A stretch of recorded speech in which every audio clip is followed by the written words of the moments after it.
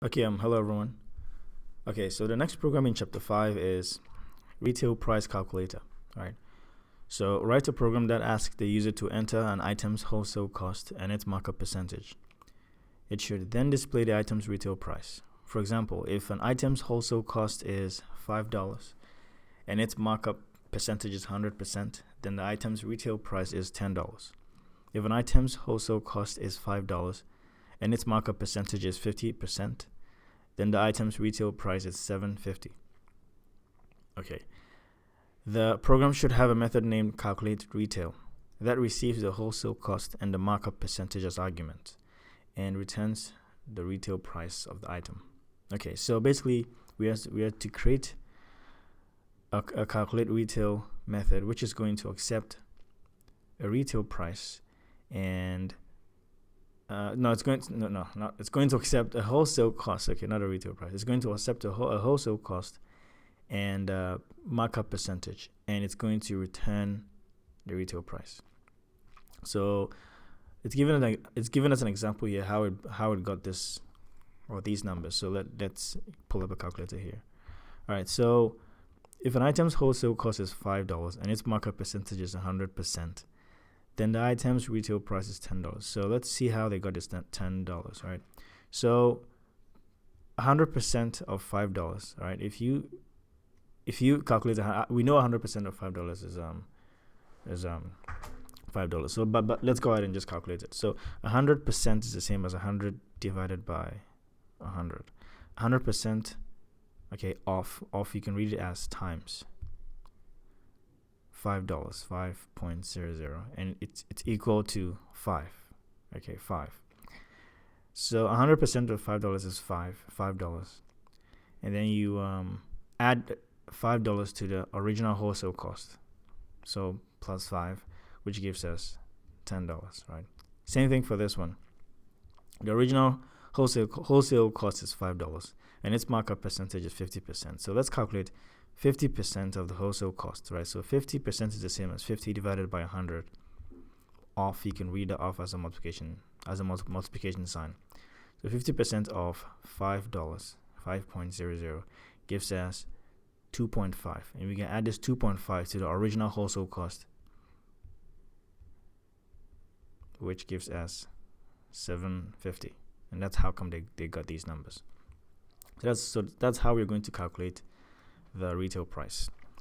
All right, so let's go ahead and start, and it'll make sense as we code. Okay, so I'm going to go ahead and create a class, and I'm going to call it price calculator, and I'll go ahead and create the main method.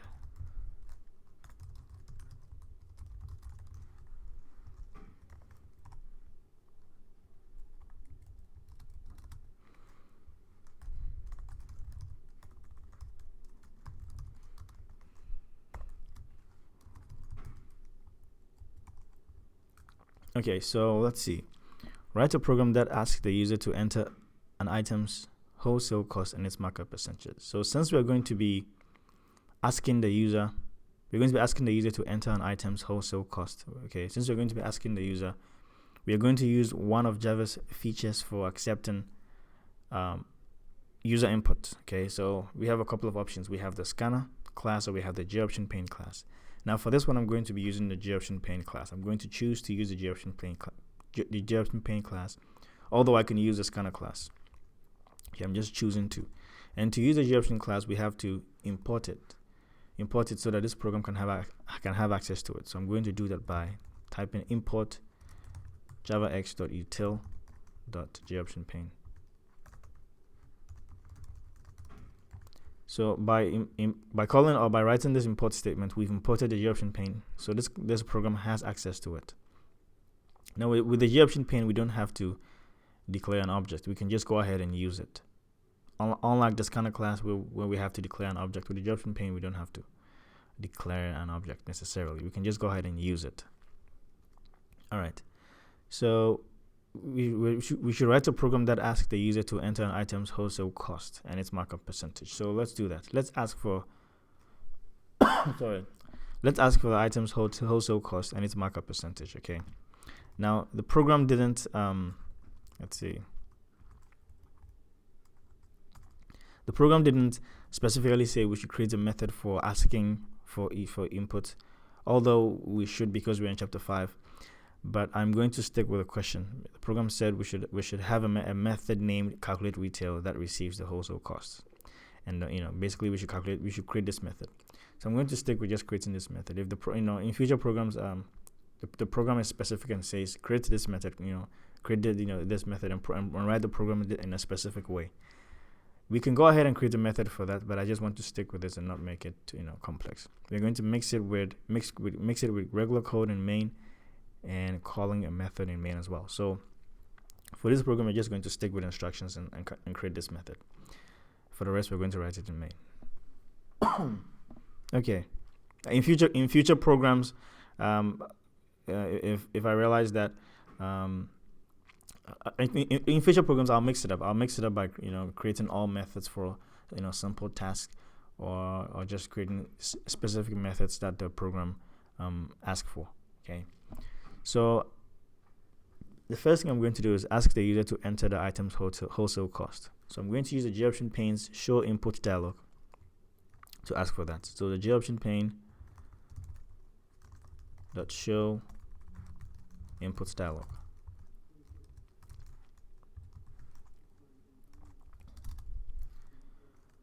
And JOptionPane.show input dialog is just going to ask a question and allow the user to enter a response. Okay, some kind of a statement, and allow the user to enter a response. So what I want to say is, please enter the wholesale cost, right? Wholesale cost of the item. Okay, of the item. And anything that the JOptionPane returns, okay, anything that the JOptionPane returns over here, anything it returns is returned, anything that the user types is returned as a string, right? So even though the user types in the wholesale cost, let's say as a real dollar amount, let's say $2.50, $2.50 is going to be returned as a string, although the user typed in a number, because that's how the JOptionPane's show input dialog works. So in order to have it as a number, we have to convert whatever is being returned as a string. We have to convert it to an integer. A double. In this case, we have to convert it to a double because the user can type in a decimal, like let's say 2.50. So first of all, because it always returns a string, I'm going to create a string variable here that's going to hold what is being returned. So I'm going to create a string variable. I'm going to call it user string input. The user string input is going to store what the user types initially, what the user types, which is going to be returned as a string initially. Now, because we can't use a string in calculations or for this problem in the way we want, we have to convert it to a double. And the way we do that is I'm going to use one of the methods in Java's wrapper classes to do that, and it's double.pass_double. And double.pass_double basically is going to pass whatever I pass as an argument into this method. So basically, I am passing the content of user string input into a double. Okay, so what I am passing to a double is user string input. And once I'm able to pass user string input into a double, I need a place to store it, right? I need a place to store it. I'm basically, whatever is stored in user string input is the wholesale cost of the item. So I'm going to come up here and declare another double variable, or basically a double variable, not another variable, a double variable that's going to hold the wholesale cost of the item. So I'm going to create a double variable. I'm going to call it user, let's say user wholesale cost, right? That's going to hold the wholesale cost typed in by the user. So user wholesale cost now is going to hold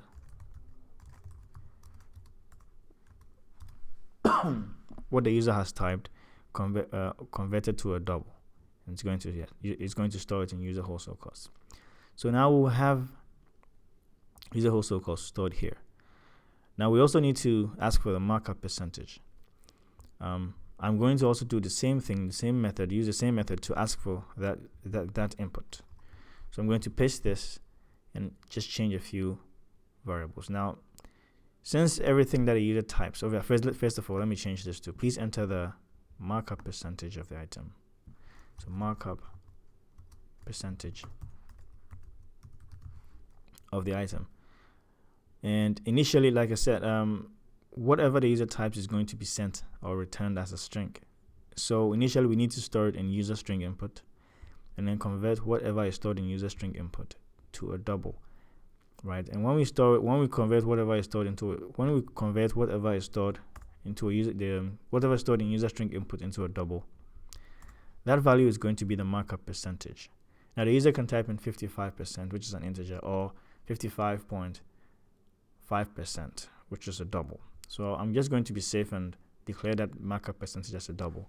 And that markup percentage that I'm about to declare is going to hold the markup percentage that the user typed in, and the markup percentage that the user typed in user string input converted to a double. So I'm going to create a double variable. I'm going to call it user markup percentage.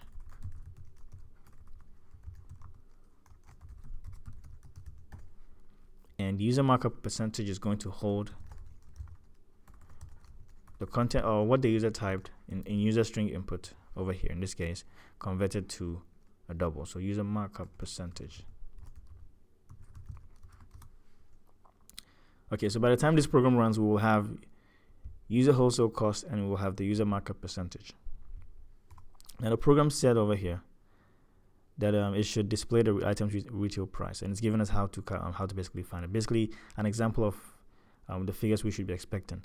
Now it said the program should have a method named calculateRetail. Okay, so now we're going to create a method. All right. Now some people go ahead and declare or define the method right under main, right? But sometimes I do that too, but sometimes I also declare it above main, outside the whole main method. I'm declaring outside the whole main method because it's a method on its own. So the programs said we should have a method named calculateRetail, right? So I'm going to create this method. So calculateRetail that receives the wholesale cost and the markup percentage as argument and returns the retail price of the item. Okay, so we know that the method is going to return a value. We know it's going to receive two arguments. Okay, so first of all, I'm going to create a public static method, right? Public because it's going to be a method which is available to code outside this class, right? And static means that it's a method that belongs to this class, okay? And because it's going to return the retail price, which is a double, retail price is going to be a double. So I'm going to put a return type, which is double. So public static double. And then now I need to put the name of the method, which is calculateRetail. So calculateRetail.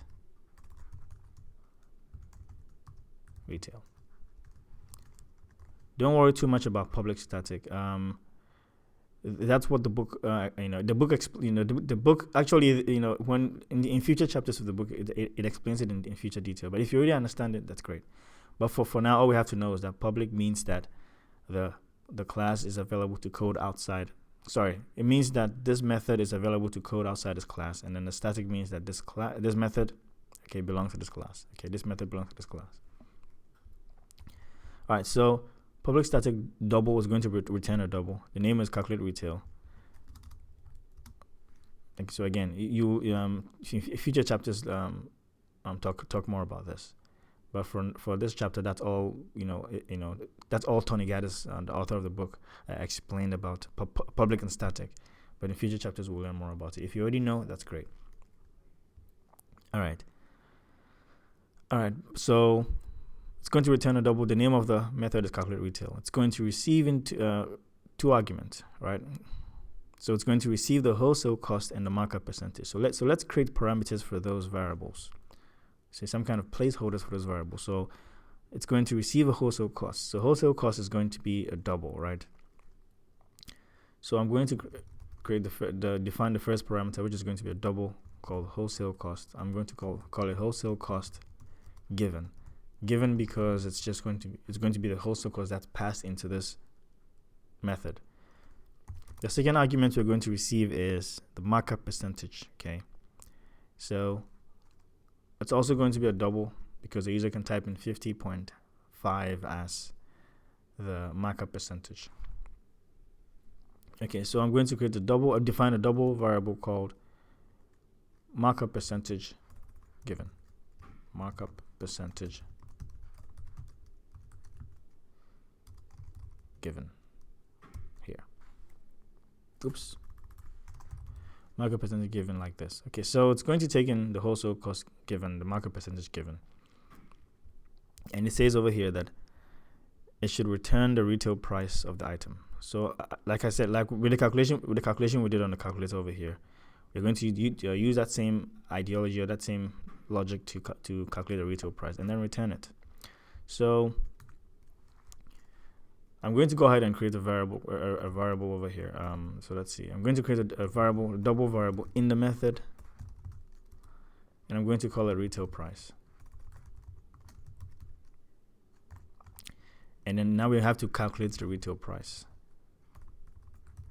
So retail price now is going to be equal to. Now we said that first of all it's going to be the percentage. So in this case, if the user gave, for the first one, if the user provided $5 as the wholesale cost and then 100% as the markup percentage, you first calculate 100% or basically this percent of the of this price. So if the user gave 100%, we calculate 100% of $5. If the user gave or provided 50%, we are calculating 50% of $5.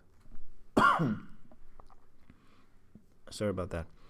Okay, so first of all, let's go ahead and calculate the percentage given, okay, of the price. Okay, so it's going to be, now the user is going to type in 50. For example, if the user wants 100%, the user is going to type only 100. Now, to really get it as a percentage, 100% is really 100 divided by 100. 50% is really 50 divided by 100. So whatever value, this is just a number they are typing. They are just typing 100 or 20. Okay, we need to really know 20%. We have to divide it by 100. So we first have to calculate the percentage given times or of the wholesale cost given, but we have to divide the percentage given by 100 to get the actual percentage in decimal. So to calculate the retail price, the first thing we do is we calculate the percentage given of the wholesale cost, so which is going to be the markup percentage given, okay, divided by 100. So that's going to be the real percentage. Okay, and I'm going to surround this with parentheses, and I'm going, because I want it to be done first. I want it to calculate first. So I'm going to and also I want to be safe that way. So basically the percentage given, which is let's say 100% of the wholesale cost given,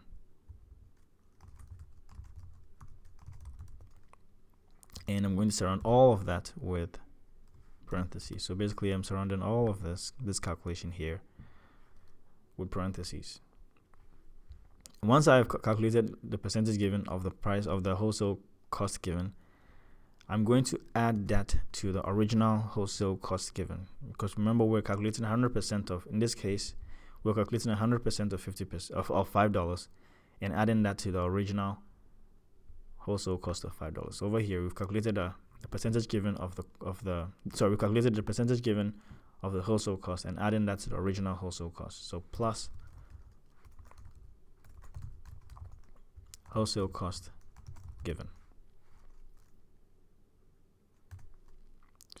So now by the time this is done, we're going to have the retail price in this variable retail price. And once we have the retail price, we can go ahead and return it, because we know that this method is going to return a double variable. So we're returning the retail price, which is a double variable. So we're returning retail price like this. So that's the definition of the method. Now this is the main method, right? So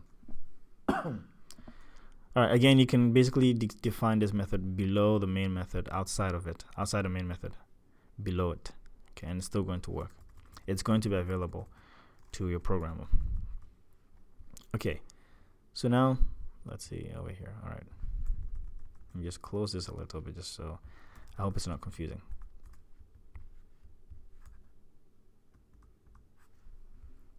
Okay, so all right, so now we can, in main method, in the main method, the user has provided the user wholesale cost over here. The user will provide the user markup percentage over here. Okay, so the user will provide both values over here. Now we can go ahead and, that's all we need to basically calculate the retail price, right? So what we're going to do is I'm just basically going to create another variable in main. Okay, that variable is going to hold the retail price, that is calculated, using the calculate retail method. So I'm going to create a double variable, right? And I'm going to call it retail price calculated, right? Retail price calculated is going to hold the retail price that was calculated using the calculate retail, okay, using the calculate retail method, and passing in the values that the user gave, the wholesale cost and the user markup percentage. So that's what I'm going to do. I'm going to call, where is it? I'm going to call the calculate retail method now.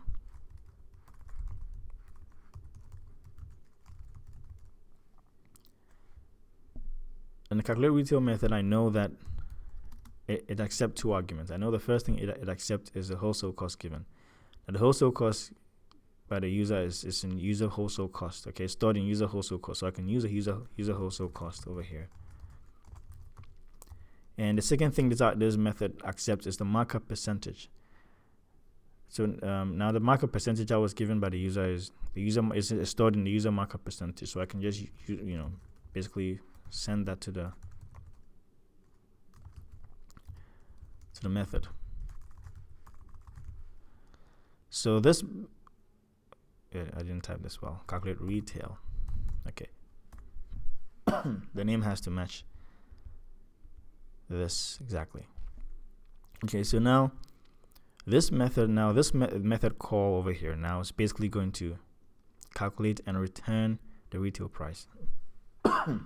Now it's returning the retail price. We have to have a variable to store what it's returning, right?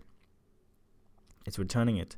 Otherwise, if it's returning it and we are not accepting it or displaying it somehow, then it's just returning it and it's just being thrown away. Another thing we can do is just go ahead and call this this method in a print statement, and it's going to print out what is being returned. So I'm just going to call, or just call a system.out.print method over here, system.out.println method, and just say this. I'm going to create a string and say the item with a, I'm going to say the item with a wholesale price, a wholesale cost, right? Wholesale cost off. Now, since I have the wholesale cost is typed here, stored in the variable, I can use it. So the item with a wholesale cost off. Over here, we're using a JOptionPane, right? Okay, we use a JOptionPane, so let's use the JOptionPane to display it instead of using the system.out.print statement. All right, so I'm going to call this JOptionPane, since we're using the JOptionPane to display it, JOptionPane.showMessageDialog, like this. And the show message dialog is going to show a message, basically. All right, so it accepts a couple of arguments. I'm going to type in null as the first argument, and null is basically going to center the window on the screen. The second thing it's going to accept is basically what it's going to display. Now, in this case, I want to display a string, but I also want it formatted, right? Because I want some values displayed as a real dollar amount. I want some values displayed as a percentage amount. So I want it formatted. So in that case, what I want to display, I want to display something formatted. So I'm going to call the string .format method. Okay, so I want to display something formatted. Okay, I want to display a string that's formatted, and the string I want formatted is this string that I'm about to type. Okay, it's going to include format specifiers, how I want it formatted, and the argument and the variables that I want. So it's going to accept in a couple of arguments. The first thing is basically first thing that's going to go into this two quotation is what I want formatted in the format I want formatted. So I'm going to specify a format in this two quotations. And the second argument is what is going to replace those format specifiers I type in this string or in these double quotations. Okay, so it'll make sense as I do it. Hopefully, it should. It will. All right, so I want to display a string, and I'm going to say the item with a wholesale cost or wholesale price, wholesale cost off. So now I'm going to specify a format. Okay, basically what I'm going to type next is going to be a placeholder. A value is going to replace what I'm going to type here. It's a placeholder. So because that value is a float, I'm going to type in %f. So because that value is a float, I'm typing in %f. So that value that I'm going to basically type here. Okay, the first argument that displays here is going to replace the first format specifier or the placeholder. Now the second argument that I pass here is going to replace the second argument. It's going to replace the second placeholder or format specifier in the string.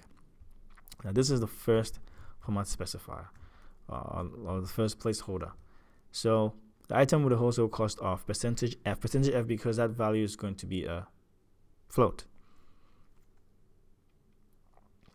Yes, it's going to be a floating point number, and I want it formatted to 2 decimal places. So I'm going to type in 0.2 in between the percentage and the f to represent the precision of the object of the value. If I wanted it to 3 decimal places, it'll be 0.3. But I want it to 2 decimal places, so it'll be 0.2. I also want commas where necessary, like a comma where necessary. So I'm going to put a comma before the precision. And what that is going to do is it's going to put commas where necessary. So if that amount is $5 million, it's going to say 5,000,000. It's going to put the comma where necessary. If it's 5,000, it's going to read 5,000. It's going to put the commas where necessary. And also I want a $sign in front of it. So I'm going to put a $sign before the percentage. Okay. And the comma also has to come before the precision. All right. So now this is my first format specifier. And the arguments I'm going to type here is what's going to replace it. So the item with the wholesale cost of this format specifier. So the wholesale cost, I want the wholesale cost to replace this format specifier. And I have the wholesale cost in user wholesale cost. So I can use it. So user wholesale cost is going to replace this format specifier. Now I know that I'm going off the screen, so I'm going to put a comma here and break it to the next line. Okay, so the item with a wholesale cost of, I'll probably end up breaking it some more. The item with a wholesale cost of this, okay, and a markup percentage. So I'll end up breaking it some more here.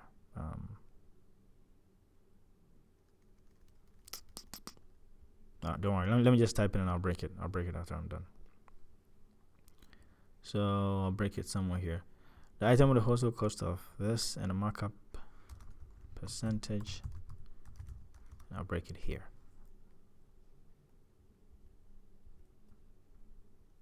Let's see. I'll break it here. I'll close the string here. I'll open the string here. So I'm opening the string and I'm closing the string, and I'm concatenating it with a plus sign, and I'm breaking it here like this. Oops. Here like this. And I'm continuing the string. So the item with a wholesale cost of this and a markup percentage of basically I want the markup percentage, I want it formatted as a percentage. So the markup percentage, I want it's going to be a floating point number also. So %f, I want it formatted to 2 decimal places as well, and I want it ended with a percentage. Now if I type in 1% here like this, it's going to think that I'm about to enter another format specifier. It's going to think I'm about to enter, let's say, another %f or %d for an integer, or %s for a string, it's going to think I'm going to enter another placeholder. So I need to type in another percentage to escape this one. So it's basically saying that, hey, I'm typing another percentage so that you know that you know that I'm not trying to create another format specifier. Escape the first one and just display this in the string. Okay, so I'm typing another percentage to just escape the first one. Okay, and then display it in the string. That's what I'm doing over here. So it's basically going to display a percentage, something with a percentage at the end, formatted to 2 decimal places as a float. And what is going to replace the second format specifier is going to be the second argument I pass in over here, which is going to be, I'm continuing the string here. In this case, it's going to be the user markup percentage.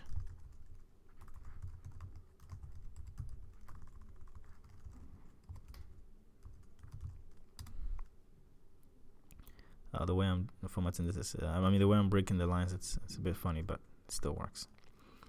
Okay, so the item with the wholesale cost of this and markup percentage of this.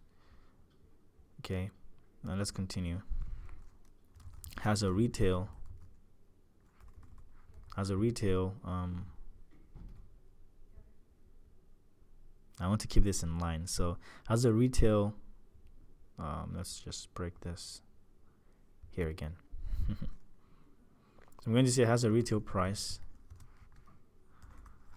I'm going to break it here again.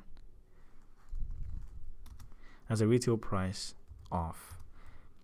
Now I'm going to create another format specifier. In this case, verse is actually the same as the first format specifier. And then the argument that's going to replace this format specifier is going to be the retail price, which is this. Now I'm calling the calculate retail price method, and I'm passing in the wholesale cost, passing in the markup percentage, and this method basically is going to return remember, this is the method. It's going to return a retail price. So when it returns a retail price, this show message dialog is just going to display it, right? This show message dialog is just going to display it. So this whole method call here is going to return the retail price. So I'm going to cut it and display it as a third argument that's going to replace this format specifier. So now I just need to break it to the next line so it doesn't look messy like this.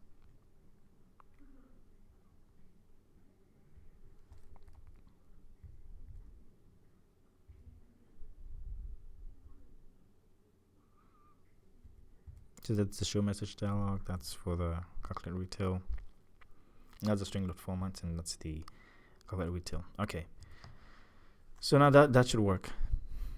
All right. So now anytime we use the JOptionPane, we just have to call the system.exit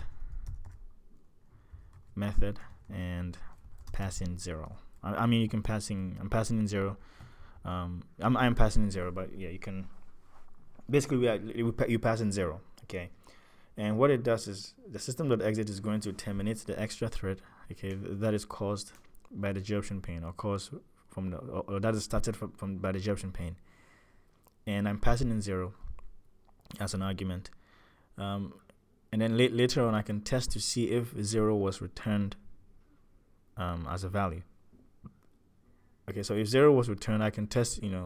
And if 0 was returned as a value, then basically it means that the program ran successfully. It got to this point, it got to this line, and then was able to return 0. It's normally an indication that the program ran successfully.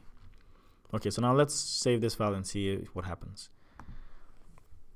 All right, so I'm going to create a folder in chapter 5, and I'm going to call it, what's this one called? Price calculator.